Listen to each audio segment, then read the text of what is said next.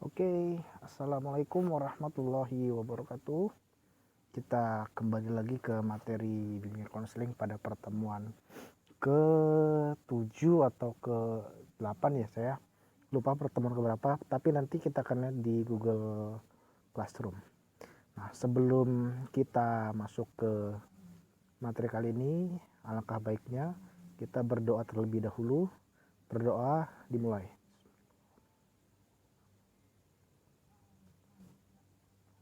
Amin. Berdoa selesai. Oke, terima kasih anak-anak. Pada pertemuan kali ini ya, kita masih diberi nikmat sehat, nikmat iman ya, diberikan nikmat syukur karena orang yang paling hebat itu bukan jenderal, yang paling hebat itu bukan profesor, tapi orang paling hebat itu orang yang pandai bersyukur. Jadi kalau kita mensyukuri sedikit aja itu dari Allah, itu kita pasti akan ditambahkan. Karena ada dalil Quran menyatakan bahwa berfirman, jika engkau bersyukur maka rizkimu akan kutambahkan. Ya. Jadi itu sangat bermanfaat bagi saya, mobil khusus untuk saya sendiri ya. Kalau misalkan kita tidak bisa memberikan nasihat kepada orang lain, minimal kita memberikan nasihat kepada diri kita sendiri.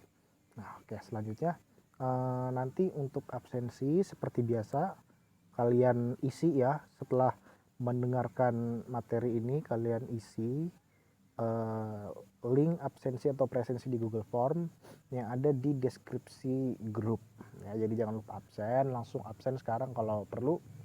Selanjutnya itu kemarin kita membahas tentang konsep diri, yaitu petak Johari Window ya kan.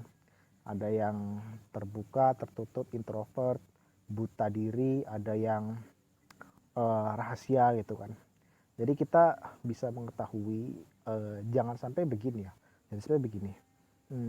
Misalkan kita tahu tentang diri kita, orang lain tahu tentang diri kita tuh it's okay, itu nggak apa-apa dan nggak masalah. Jangan sampai kita tuh begini, kita nggak tahu diri kita siapa, tapi orang lain tahu diri kita siapa.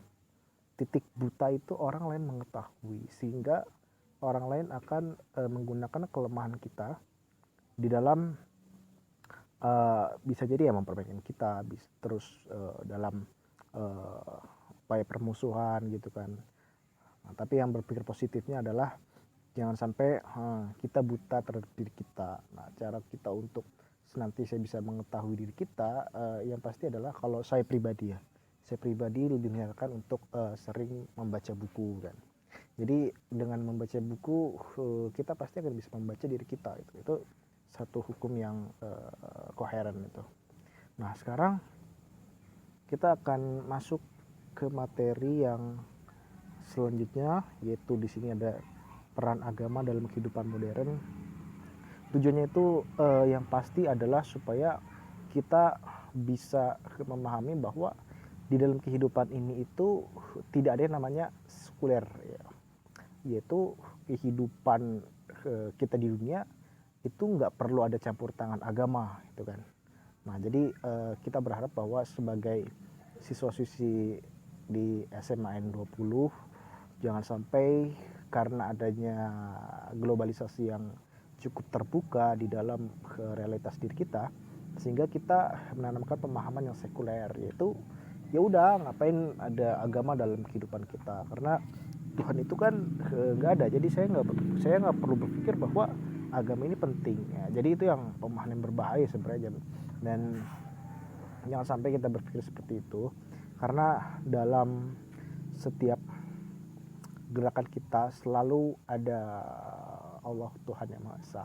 Jadi ada filosofi itu bilang, kemanapun wajahmu berpaling, aku selalu menatap kepadamu ya. Jadi artinya apa? Jadi bagaimanapun kita untuk menghindari Tuhan, menghindari Allah Subhanahu wa taala, kita, Allah itu tetap melihat wajah kita, tetap tahu gerak-gerik kita gitu. Jadi dengan begitu kita mengetahui, contoh misal dengan apa kita bisa memahami kasih sayang Allah ya, dengan cara sholat itu kan. Karena sholat itu adalah kita yang butuh, bukan Allah yang butuh. Jadi ketika kita mengingat bahwa kita yang butuh, maka kita akan senantiasa terdorong untuk sholat ya. Jadi tujuannya untuk meningkatkan ke taraf spiritualitas, taraf religiusitas, supaya kita memahami bahwa agama adalah satu hal yang prominent atau hal yang utama dalam kehidupan kita. Di sini tujuannya adalah dapat memahami pentingnya iman dan takwa pada Tuhan Yang Maha Esa, serta dapat hidup rukun, damai, dan saling menghormati antar umat beragama. Oke, jadi di sini ada dimensi iman dan takwa ya. Dimensi ini lebih ke arah spiritualitas yang sifatnya itu transenden. Jadi dia sifatnya itu vertikal itu. Jadi di dalam dimensi itu ada vertikal, ada yang horizontal. Nah, vertikal itu yang ke atas itu urusan kita dengan Allah, itu iman dan takwa. Nah, selanjutnya relasi kita yang hidup rukun, damai, dan saling menghormati antar umat beragama itu dimensi horizontal. Ya, jadi keagamaannya horizontal. Jadi kita punya tanggung jawab untuk menumbuhkan kerukunan antar umat beragama, gitu kan.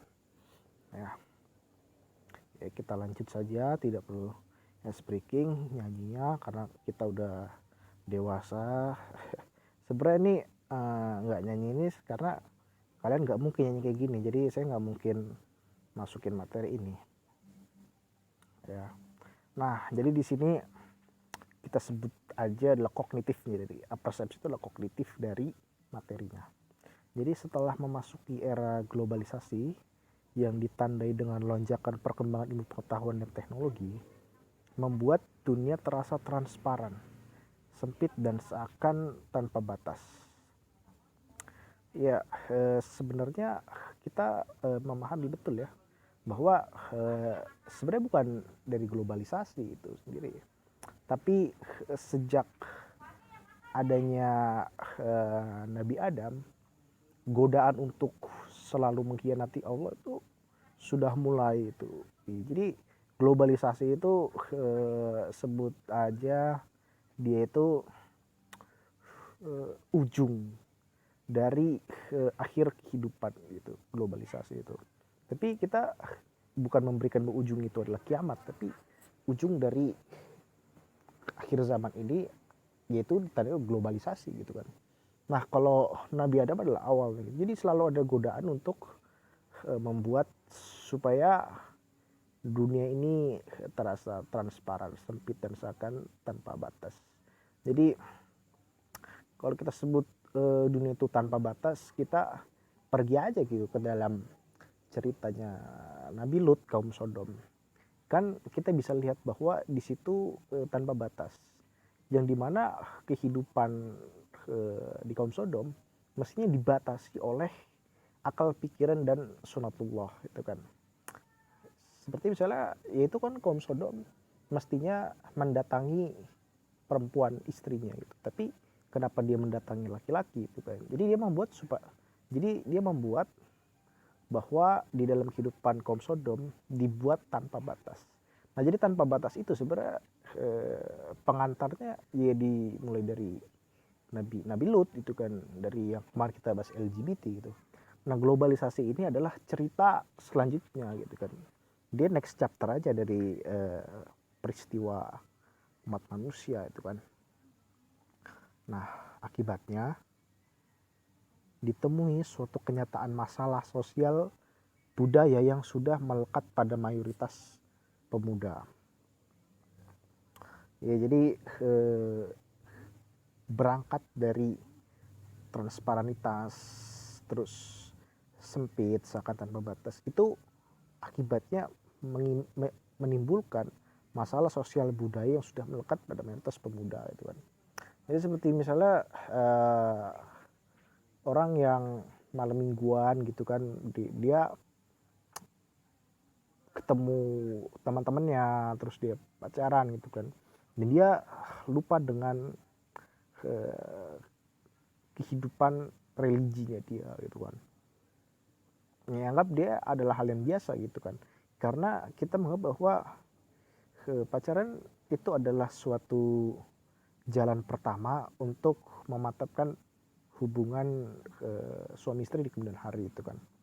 Nah, padahal sebenarnya kita punya budaya tersendiri gitu, bagaimana mengatur dalam upaya menempuh kehidupan dalam hubungan suami istri. Tapi karena adanya globalisasi, maka orang akan menganggap bahwa ya cara untuk bisa masuk ke dalam tahap hubungan itu ya dengan pacaran. Karena orang berpikir seperti itu. Kalau orang berpikir ta'aruf, misalnya ta'aruf dan khitbah, maka orang akan dianggap radikal, orang akan dianggap Islam yang ketat gitu kan, Islam yang fanatik. Itu juga perspektif yang salah sebenarnya, dan saya tidak setuju tentang itu ya, karena khitbah dan sebut saja apa tuh tadi, ta'aruf, itu sudah diatur dalam Islam ya. Jadi Islam itu mengatur semua sendi kehidupan gitu. Nah, seperti misalnya kita ke kamar mandi aja, kita harus ada adabnya kan, baca bismillah gitu kan, keluar masuk pakai kaki kiri, keluar pakai kaki kanan, makan juga pakai 3 jari disunahkan, baca bismillah gitu kan, terus ada sholawatnya, dan hal kecil pun diatur oleh Allah Subhanahu wa taala, dan hal yang besar seperti politik pun juga diatur di dalam agama. Jadi kalau ada orang yang bilang bahwa oh jangan bawa agama dalam politik, itu kacau sekali sebenarnya. Padahal Islam telah mengatur kehidupan kita dari kecil sampai yang besar gitu. Nah, hal ini erat kaitannya dengan realita kehidupan masyarakat yang majemuk, sehingga pergaulan hidupnya sering dipenuhi konflik baik sesama muslim maupun dengan non muslim. Seharusnya iman dan takwa dijadikan pedoman hidup dan dasar pengembangan individu. Ya, jadi benar sekali ya.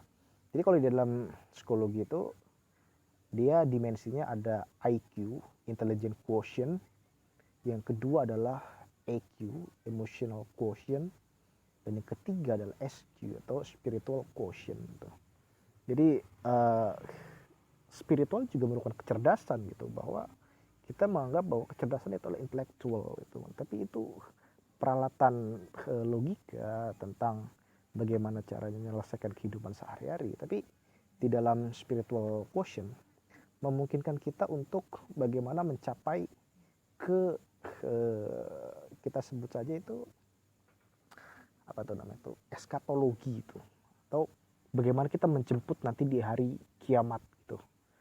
Kan kita berpikir ke depan kan, kita menunggu ke telos itu, harapannya ada di depan itu, tentang nanti ketika kita akan meninggal, nanti kita akan menghadap kepada Allah Subhanahu wa taala, nanti kita akan menemui hari akhir itu.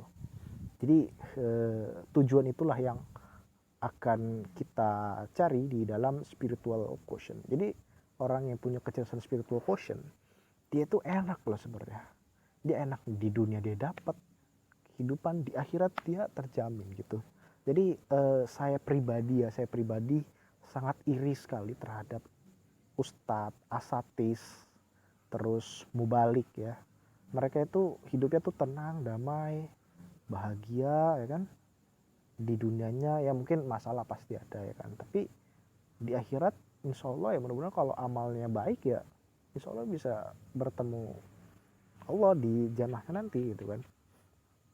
Nah, hal ini diharapkan pemuda atau remaja mampu mengubah karakter negatif dalam dirinya dan mendapat menyelaraskan diri dengan kemajuan globalisasi yang mengarah pada modernisasi gitu kan. Nah, sebenarnya nanti kita akan bahas kasus ya sebenarnya dalam materi ini. Jadi selalu ada yang namanya itu case study atau studi kasus gitu. Yang baru-baru ini kita anggap itu yang lagi fresh adalah kasusnya Muhammad KC ya, Muhammad KC nih. Nah jadi nanti kita akan bahas di akhir. Nah ini Muhammad KC, mungkin bagi yang belum tahu, Muhammad KC ini itu nama aslinya adalah Muhammad Kosman ya.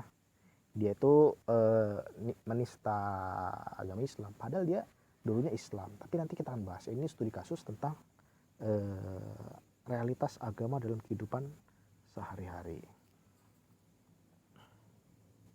Nah, realitas di kalangan remaja. Dalam bidang sosial muncul beragam karakter remaja yang negatif, seperti jiwa feodal. Artinya hanya bergantung dan menurut apa kata pimpinan. dengan prinsip asal dia aman. Contohnya, seorang pembantu rumah tangga yang hanya diam ketika mendapat pelecehan seksual dari majikannya hanya karena takut dipecat. Ya, jadi sebenarnya feodal ini itu dia lebih ke dalam sikap politik ya sebenarnya. Tapi di dalam feodal ini KBBI itu juga tidak hanya memuat dalam kamus-kamus politik gitu kan, tapi dalam sehari kita bekerja, dalam sehari-hari kita belajar gitu kan, dalam sehari-hari nanti kalian kuliah gitu kan.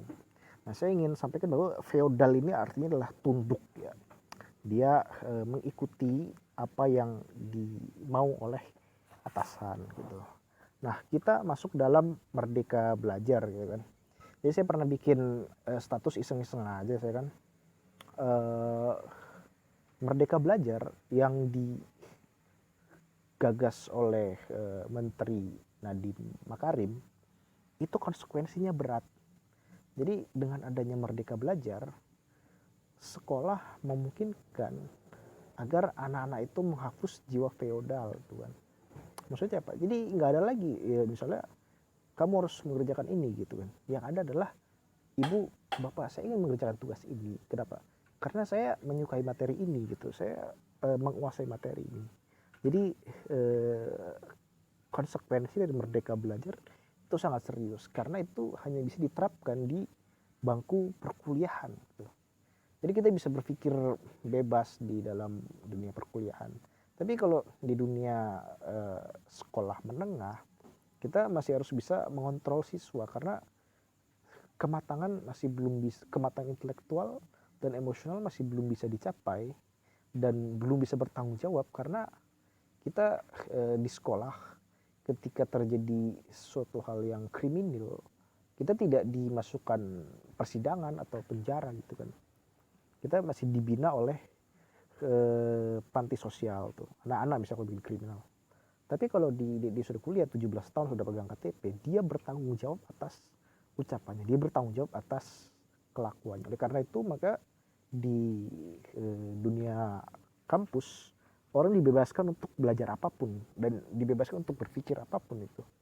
Nah, tapi kalau di sekolah pasti tidak mungkin untuk diterapkan merdeka belajar itu. Dan merdeka belajar artinya jiwa feodal juga pasti harus menghapus mata pelajaran sifatnya indoktriner kan. Seperti misalnya agama, PPKN gitu kan. Karena kita harus tunduk terhadap hukum misalnya. Itu kan feodal juga sebenarnya. Nah, itu yang yang saya anggap bahwa merdeka belajar itu konsekuensi ke siswanya tuh berat gitu loh. Jadi saya harap sebenarnya udah bikin aja gagasan yang kita anggap itu masih sesuai di dalam lingkungan sekolah menengah. Nah, jadi di sini dia ada tanda kutip ya, asal dia aman. Atau kalau kita kenal itu adalah ABS, asal bapak senang gitu kan. Nah, sebenarnya ini juga kasusnya sangat memprihatinkan ya. Contoh ya ini ya, seorang pembantu ya, hanya karena dia takut dipecat gitu. Karena banyak juga sebenarnya, ada banyak kasus seperti misalnya ada contoh misalnya itu anggota KPK lah misalnya. Anggota KPK itu dia sekarang tumpul ya. Ini semua orang sepakat nih, nggak kader, nggak cebong, semua sepakat bahwa KPK itu sekarang udah tumpul ya. Kenapa tumpul? Karena mereka takut terhadap atasannya. Ya, itu karena takut dipecat gitu kan. Jadi seluruh tindak tanduk dari anggota KPK, pegawainya, harus selalu senantiasa sesuai dengan ketuanya itu kan, Firly Bahuri itu kan. Kalau nggak sesuai nanti bisa dipecat itu. Tapi anggota KPK, pegawai KPK itu yang memiliki jiwa nasionalisme yang tinggi, dia tidak akan takut dipecat ketika dia melakukan penyelidikan yang mengganggu akal sehat dari negara kita. Karena kita tidak menghendaki korupsi ya, karena korupsi itu mengakibatkan jalan di Pondok Ungu jadi berlubang semua. Korupsi mengakibatkan sarana SMA N20 bangkunya pada rontok semua karena dimakanin rayap. Korupsi mengakibatkan SMA 20 belum bisa membangun gedung gitu kan. Ini kan karena korupsi itu. Seringkali korupsi impact terhadap murid itu pasti selalu ada, bukan hanya sekedar dia memiliki implikasi kepada masyarakat ekonomi kecil, tapi kita juga tetap bisa merasakan dampak dari korupsi. Nah, di sini kedua adalah artistik yang eksotik. Artinya pengembangan nilai-nilai budaya lebih mengarah pada budaya westernisasi bangsa barat. Sebenarnya tuh gini, di tahun 90-an kiblat musik, kiblat fashion, kiblat mode, kiblat pendidikan kita memang ke barat, yaitu ke Amerika atau Eropa. Nah, tapi sekarang di tahun 2021 kiblat musik kita itu pindah ke Korea Selatan gitu kan. Nah, saya tidak akan membahas tentang BTS gitu karena saya tahu saya akan dibully ARMY gitu kan. Jadi saya hanya bilang bahwa sekarang di 2021 ini kiblat musik sudah pindah ke Korea Selatan. Implikasinya apa? Implikasinya kita lihat aja musik zaman sekarang itu pasti ada tetetew tew tew tetew tew tew tew gitu kan. Musik tuh ada yang jedak jeduk, musik sekarang itu harus elektronik musik gitu kan. Yang ditunjukkan begitu gitu. Dari adanya BTS, EXO, Super Junior gitu kan. Terus misalnya Blackpink segala macem tuh. Estetika musik jadi berubah gitu. Nah, itu sekarang bangsa Korea Selatan sudah bisa menjadi tren musik ya. Atau kalau misalnya 2021 misalnya tren musik itu kiblatnya ke Korea Selatan. Jangan-jangan nanti 10 tahun 20 tahun ke depan itu kiblat musik ke Korea Utara gitu. Nanti yang nyanyi yang nggak nyanyi harus tembakin sama Kim Jong Un. Ya, jadi ini hanya sebatas ice breaking aja itu kan. Nah, selanjutnya di sini contoh ya. Contohnya kayak gini banget sih ya. Kasus video porno artis yang baru-baru ini menggebu masyarakat ya, seperti misalnya kasus video Giselle lah ya itu kan. Jadi kenapa Giselle itu bisa membuat video itu tapi jangan tonton. Karena ya mungkin dia berpikir bahwa dengan membuat video itu ada suatu tren gaya hidup yang sesuai dengan gaya hidup barat gitu kan. Padahal jati diri kita adalah bukan membuat video itu gitu. Jati diri kita adalah ya baca Quran, ngaji gitu kan. Saling memberikan toleransi terhadap antar umat beragama gitu. Yang ketiga adalah takut berbeda pendapat. Artinya mayoritas pemuda kurang memiliki pendirian teguh dan keyakinan pada kepercayaan yang mereka yakini. Nah, sebenarnya poin ketiga ini takut berbeda pendapat. Kenapa ini bisa terjadi? Karena mungkin ya di masa lalu atau di dalam keluarganya dia tidak pernah bisa diterima pendapatnya oleh orang tuanya. Ya, atau misalnya ketika dia berpendapat orang tuanya nggak setuju, nggak usah jangan. Atau teman-temannya nggak setuju, jangan. Guru tidak setuju. Nah, jadi dari semacam itu pengalaman yang salah suai mengakibatkan dia takut gitu. Jadi logikanya adalah karena dia takut ditolak, maka dia menolak untuk berpendapat. Jadi purpose-nya apa? Tujuannya apa?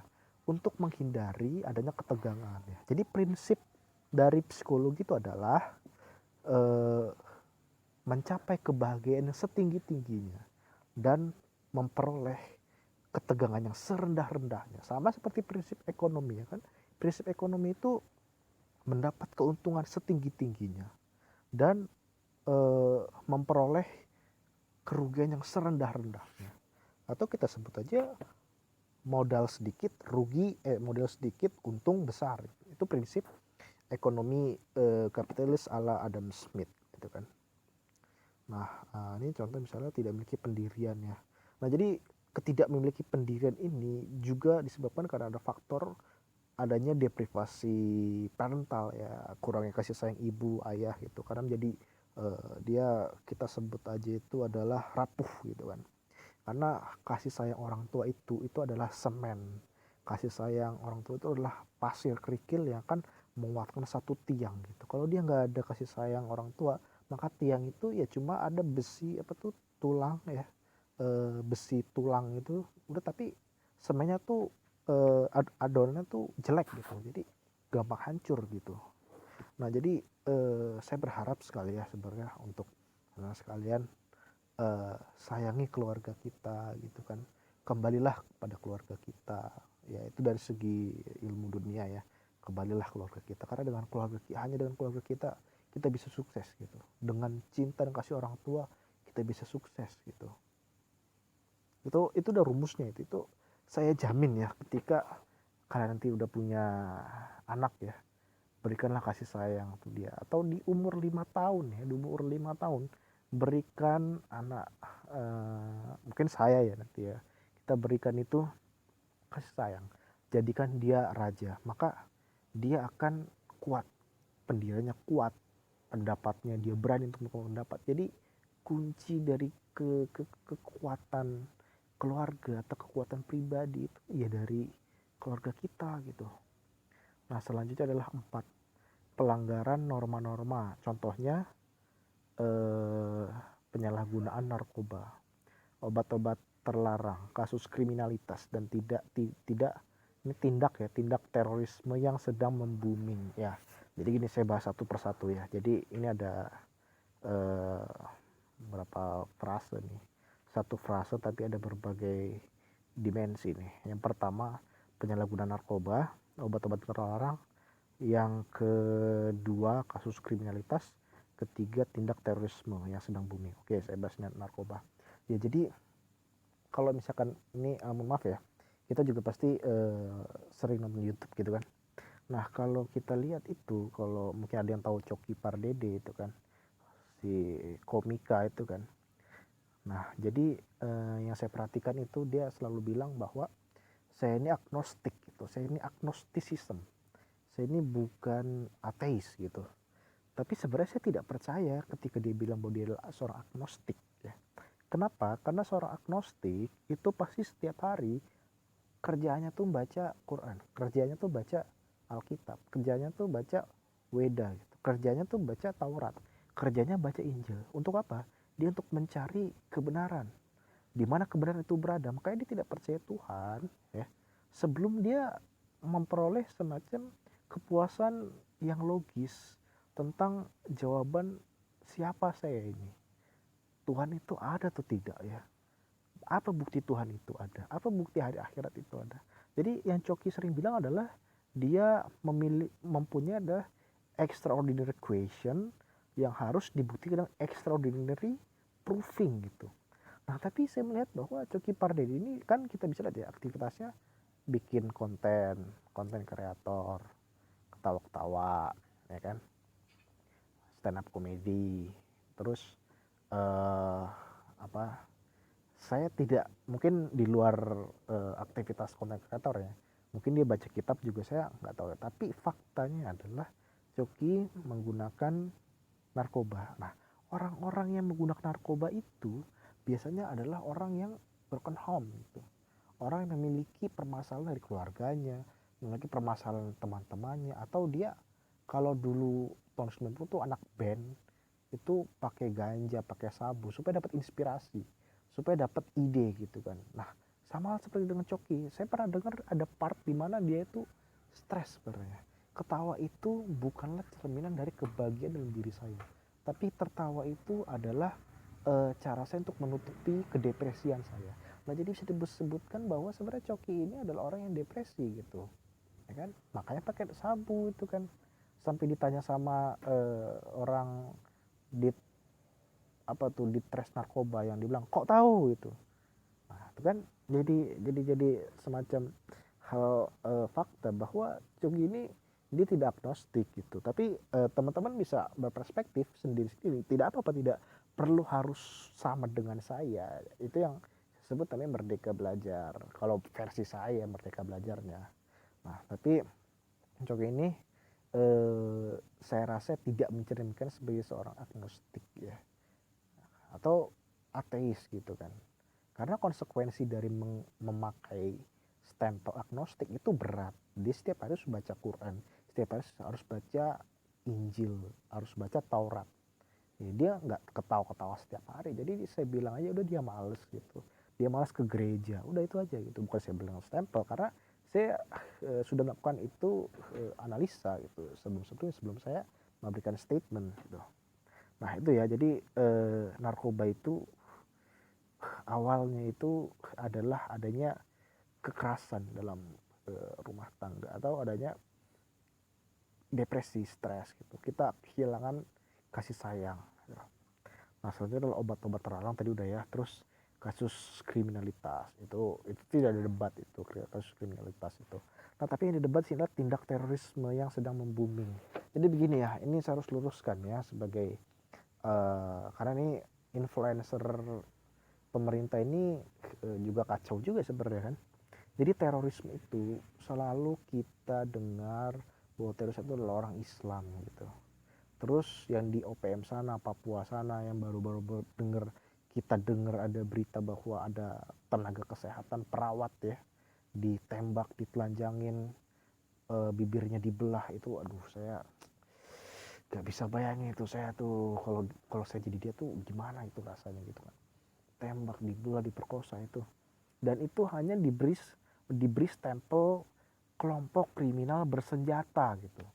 Coba bayangin, orang teroris Islam itu yang cuma dijebak pakai jebakan itu disebutnya teroris, seolah bahwa orang Islam itu adalah monster yang menakutkan, yang akan membuat mimpi buruk semua umat dunia gitu.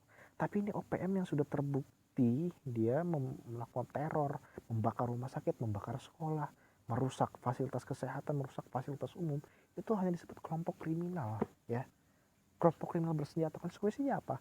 Harusnya kalau dia udah disebut kelompok kriminal, itu polisi, Densus 88, Brimob, itu dia udah harus pergi ke OPM semua gitu.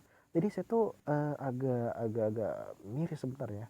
Ketika saya masih ikut demo tahun 2017, 2018, 2019, saya masih suka ikut demo, itu polisi gagah banget lempar bom asap depan muka saya. Itu saya masih inget, kena bom asap itu ya, rasanya tuh nyesek ya, perih, terus di pipi tuh putih-putih semua. Itu gagah sekali gitu, nyisir tempat lokasi-lokasi di daerah Kuitang itu semua ditendang-tendangin semua, diteriak-teriakin polisi gitu kan.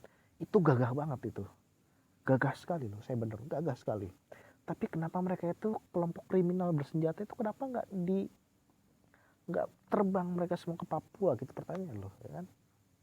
Karena apa? Karena kita selalu berpikir bahwa musuh dari dunia adalah Islam gitu. Jadi dengan begitu makanya harus dimusuhi ada Islam, bukan OPM gitu. Nah itu sebenarnya yang harus saya luruskan ya, bahwa Islam itu bukan teroris ya. Kalau Islam itu teroris, maka orang yang pertama kali dibom itu adalah, ya mohon maaf ya rumahnya Ahok misalnya kan, karena dia kan penista agama Islam gitu kan. Atau misalnya penista-penista agama Islam ya, kita nggak pernah dengar bahwa umat Islam itu ngebom rumah orang penista agama, itu kita nggak pernah dengar itu. Atau misalnya kita lihat WTC, kejadian tahun 911 itu kan, yang pesawat dengan sengaja nabrak gedung gitu. Jadi semua udah diatur bahwa orang Islam adalah musuh dari umat dunia itu. Itu gelontoran dananya itu besar sekali itu untuk memfitnah umat Islam gitu kan. Nah itu yang kita harus luruskan, itu bahwa tidak ada yang namanya orang Islam itu teroris, tuh nggak ada tuh. Saya yakin sekali orang Islam nggak ada yang namanya teroris itu. Saya berani jamin loh. Tapi saya mengetahui bahwa ada satu firqoh ya, tapi saya tidak perlu sebutkan. Ada satu firqoh, ada satu manhaj yang mana dia di riset ya, diteliti, diberikan anggaran sangat besar untuk menjadikan bibit-bibit terorisme itu ya kan. Nah jadi sebenarnya aslinya terorisme itu tidak ada, tapi dia dibuat ya, teroris itu dibuat oleh Amerika itu ada pengajiannya, terus nanti dibaiat di kayak semacam ada apa ya sebutnya itu upacara pengesahan gitu, bahwa dia dijebak memusuhi orang yang salah gitu kan. Itu hanya jebakan aja karena saya berani bertanggung jawab gitu kan. Orang yang terorisme itu buatan aja gitu, nggak ada yang murni karena ingin membela agama dengan cara salah tuh nggak ada sebenarnya. Yang sudah saya jelaskan bahwa kalau umat Islam itu adalah teroris gitu kan, maka orang yang pertama kali yang pertama kali dibom adalah rumahnya Ahok. Itu udah pasti tuh, itu nggak ada tawar menawar gitu. Jadi kalau teroris itu nembak ngebom gereja itu namanya bukan teroris ya, tapi itu sudah eh, diatur untuk memberikan kesan bahwa umat Islam adalah teroris gitu. Nah, jadi gini, di dalam politik itu selalu ada namanya operasi intelijen. Operasi intelijen seperti pengalihan isu gitu kan. Nah, pengalihan isu ini merupakan satu proses psikologi ya. Jadi dia itu mengalihkan. Nah, di zaman SBY operasi pengalihan isunya itu dengan begal ya. Jadi yang masih hidup di zaman Pak SBY itu saya masih ngalamin tuh 2004, 2005, 2006, sampai 2009 itu begal gitu. Nah, kalau sekarang di zamannya Pak Jokowi saya harus terus terang bahwa ini pakai adalah umat Islam gitu. Umat Islam ada yang dibunuh, ulama dibunuh-bunuhin gitu kan.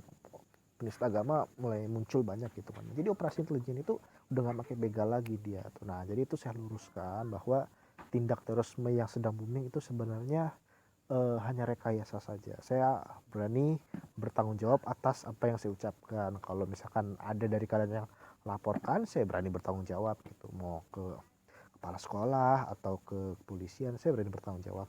Karena dulu saya juga pernah ditangkap polisi ya, sampai waktu saya kuliah itu, saya HP saya itu di record saya itu sampai mau dibawa ke apa tuh namanya tuh, apa ya, puslapfor, pusat laboratorium forensik gitu. Saya berani bertanggung jawab. Akhirnya apa? Akhirnya saya tidak jadi tangkap gitu kan, karena saya bisa bertanggung jawabkan ucapan saya gitu. Nah, itu contoh aja ya untuk meluruskan saja. Nah, yang kelima, mengutamakan hasil daripada proses. Artinya tidak peduli halal atau haram langkah yang mereka tempuh asalkan mereka mendapat yang mereka inginkan. Contohnya kasus korupsi Gayus ya kan, yang menjadikan pegawai negeri golongan 3A seorang miliarder. Iya, jadi sebenarnya kalau orang sudah butakan uang ya, ini nanti akan saya bahas nih di poin nomor 5 ya. Ya, jadi yang soal Muhammad KC ini ya. Nanti saya bahas deh. Nomor 6, budaya barat, teknik timur semakin berkembang dalam diri pemuda. Mereka cenderung mengikuti arus globalisasi tanpa adanya pemikiran maju. Akhirnya yang mereka mendapatkan etik budaya barat tapi tetap berteknik timur. Contohnya mayoritas pemudi atau remaja putri banyak memakai pakaian yang mini dan gaya hidup hedonis, tapi tidak mampu menemukan teman baru yang bermanfaat. Jadi sebenarnya kita ini tidak punya jati diri bangsa ya. Seperti misalnya orang Jogja tuh pakainya blangkon gitu. Terus kalau misalnya orang Medan itu pakainya kain ulos gitu kan. Atau misalnya kalau orang Papua itu pakainya koteka. Jadi kita selalu tertawa, kita selalu merasa ketinggalan zaman kalau kita pakai baju-baju adat ya kan. Sedangkan kita justru pergi ke budaya lain gitu. Sebenarnya kita pakai baju budaya kita tuh bukan ketinggalan zaman, tapi kita yang tidak bisa menghargai budaya kita sendiri gitu kan. Itu yang sangat miris sebenarnya. Nah, terus yang ketujuh adalah dalam bidang ekonomi, adopsi sistem kapitalisme banyak melahirkan koruptor-koruptor kelas kakap yang menganggap dirinya merupakan pusat kepemimpinan. Sebenarnya yang bikin materi ini gimana ya? Nah, jadi sebenarnya kalau saya luruskan, kapitalisme itu tidak pernah menghasilkan koruptor sendiri itu adalah kapitalis gitu kan ya. Jadi kapitalisme tidak pernah melahirkan koruptor, tapi kapitalisme itu adalah sistem ekonomi sebenarnya itu kan. Seperti kapitalisme seperti misalnya orang yang memiliki perusahaan yang besar itu seorang kapitalis gitu kan. Nah, lawan dari kapitalisme adalah sosialisme itu kan. Nah, jadi koruptor sendiri itu tidak dihasilkan oleh kapitalisme itu, tapi dia sendiri adalah seorang kapitalis gitu kan. Jadi itu yang agak sedikit rancunya ya. Jadi kan saya bisa ulang bahwa sebenarnya kapitalisme itu sistem ekonomi gitu kan. Sedangkan koruptor itu adalah sifat atau sikap dalam politik. Tapi kalau misalkan kita tanya adalah apakah ada hubungannya antara politisi dengan kapitalis, itu ada yang kita sebut namanya oligarki itu, atau yang orang kenal itu seperti contoh Taipanaga gitu kan. Nah, misalnya itu pengusaha Lipo Mall gitu kan, pengusaha rumah sakit Siloam, terus seperti yang Meikarta, terus ada Pulau Reklamasi, yang punya bank SIM si EIMB Niaga, bank-bank swasta, bank BCA itu adalah seorang kapitalis. Nah, kapitalis itu bukan koruptor itu, karena kapitalis itu dia berada pada sektor ekonomi, sedangkan koruptor itu berada pada sektor pemerintahan gitu. Nah, yang ada adalah jiwa kapitalisme di dalam seorang koruptor. Dia ingin menjadi orang besar, dia ingin menjadi penguasa ekonomi, sehingga dia berusaha untuk jadi seorang kapitalis gitu kan. Nah, jadi itu yang harus dibedakan. Kapitalisme itu ada dalam sistem ekonomi, sedangkan koruptor ada dalam sistem pemerintahan atau sistem politik. Ya, nah, kan seperti diri ini kan kelas koruptor kelas kakap yang menganggap dirinya merupakan pusat kepemimpinan. Nah, pengaruh iman dan takwa dalam era globalisasi. Iman dan takwa melenyapkan kepercayaan benda. Orang yang beriman hanya percaya kepada kekuasaan Allah. Jika Allah hendak memberikan pertolongan, maka tidak ada satu kekuatan yang dapat menghalanginya. Sebaliknya, jika Allah hendak menimpakan bencana, maka tidak satu kekuatan pun dapat mencegahnya. Kepercayaan yang demikian menghilangkan sifat mendewakan manusia yang sedang berkuasa. Ya, jadi sebenarnya itu adalah salah satu semacam keyakinan kuat kita terhadap Allah Subhanahu wa taala, bahwa ketika kita berharap kepada makhluk, maka kita kan mendapatkan kekecewaan. Tapi kalau kita bergantung kepada Allah, maka kita kan mendapatkan banyak harapan gitu. Jadi bergantunglah kepada Allah, jangan bergantung kepada manusia, karena sering sekali ketika kita bergantung pada manusia kita akan kecewa, itu sudah pasti itu. Nah, iman dan takwa menanamkan semangat berani membela yang benar. Mayoritas orang tidak berani mengungkapkan pendapat mereka tentang kebenaran karena takut menghadapi resiko. Nah, itu betul sekali, itu betul sekali, karena saya sendiri mengalami itu sendiri. Orang yang beriman yakin sepenuhnya bahwa dirinya akan selalu mendapat perlindungan dari Allah. Jika mereka tidak menyimpang dari aturan yang telah ditetapkan, hal ini akan menumbuhkan sikap berani mengemukakan pendapat, tidak hanya diam dan ikut melaksanakan keputusan padahal keputusan tersebut tidak sesuai dengan hati nuraninya. Nah, jadi itu praktik yang sudah saya tadi sampaikan dari sikap feodal, jiwa feodal itu, jiwa feodalisme itu mengakibatkan orang ya sudah ABS, asal babak senang, supaya dia tuh uangnya lancar, gajinya lancar, tidak terjadi konflik gitu kan. Nah, jadi ini kita ambil case study-nya ya. Case study-nya tadi itu adalah Muhammad KC. Nah, saya kan tadi kan jauh nomor 5 ini ya. Mengutamakan mana nih? Bukan ya. Tadi dulu. Dari mana tuh? Ya, jadi kita masuk aja ke yang kasus contoh studi kasus ya. Nah, jadi ini mana sini? Nah, ini adalah Muhammad KC ya. Nah, bagi yang teman-teman belum tahu, sinilah Muhammad KC ini adalah seorang murtadin ya. Dia itu awalnya beragama Islam, bapaknya itu ustadz di pesantren, ibunya orang Islam. Dia berhaji sampai 3 kali nih, Muhammad KC atau Kosman ya. Jadi dia murtad dan menjadi pendeta dan menghina agama Islam gitu kan. Nah, jadi di sini saya mohon maaf ya, di sini kalau ada yang muslim. Jadi saya baca berita terbaru, kalau kita baca berita terbaru ya di Twitter itu Muhammad KC itu sekarang banyak berita itu dia bengep gitu, bengep. Diberi dipukul ya, dihajar ya sama sesama tahanan tapi jenderal kebetulannya, yaitu Irjen Napoleon Bonaparte. Jadi saya baca, jadi kalau kita bisa lihat itu adalah ada Irjen Napoleon Bonaparte yang sangat membela agama terlepas. Pertanyaan adalah, Pak, boleh nggak misalnya pemukulan itu terjadi di rumah tahanan, itu dibolehkan atau tidak? Jawabannya adalah itu adalah hal yang wajar.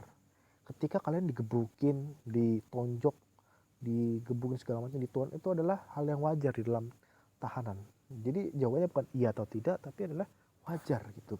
Ya, jadi jangan salahkan orangnya gitu, karena memang itu adalah hal yang wajar gitu. Nah, kebetulan KC ini adalah, kalau kita lihat, saya geram ya sebenarnya, saya tuh marah sekali ya.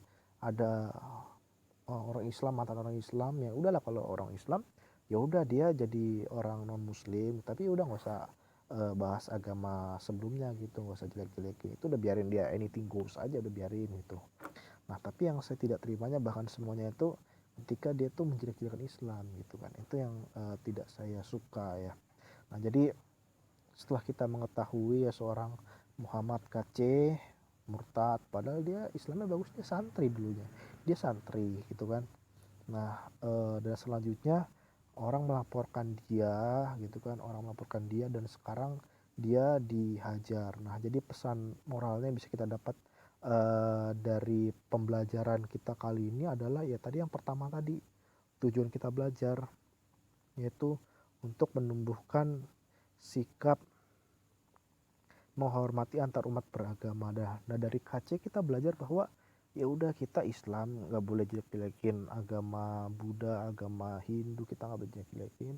Yang non Muslim juga hal yang sebaliknya, kita sama-sama saling menghormati antar kerukunan umat beragama ya. Jadi itu kita bisa belajar dari Muhammad KC ya. Jadi mungkin akhir yang bisa saya sampaikan kesimpulannya adalah tolong, kalau misalnya kita memang suka dengan budaya K-pop, ya tetap kita harus menjalankan kewajiban kita sebagai seorang muslim ya kan. Sekarang saya sebut K-pop karena kiblatnya sekarang ke Korea Selatan gitu, bukan ke Amerika gitu.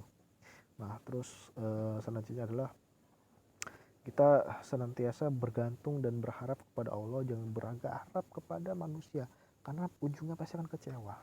Dan selanjutnya adalah kita belajar dari Muhammad Kaci bahwa ya udah, kalau kita pindah agama misalnya gitu, ya udah kita nggak usah bahas agama orang lain, kita nggak boleh usil gitu. Ketika kita usil, kita iseng, akhirnya kita dapat hasil yang kita tuai sendiri gitu kan. Nah, mungkin itu yang bisa saya sampaikan ya. Saya mohon maaf kalau pada materi ini saya ada kesalahan kata ya, karena kita sama-sama belajar.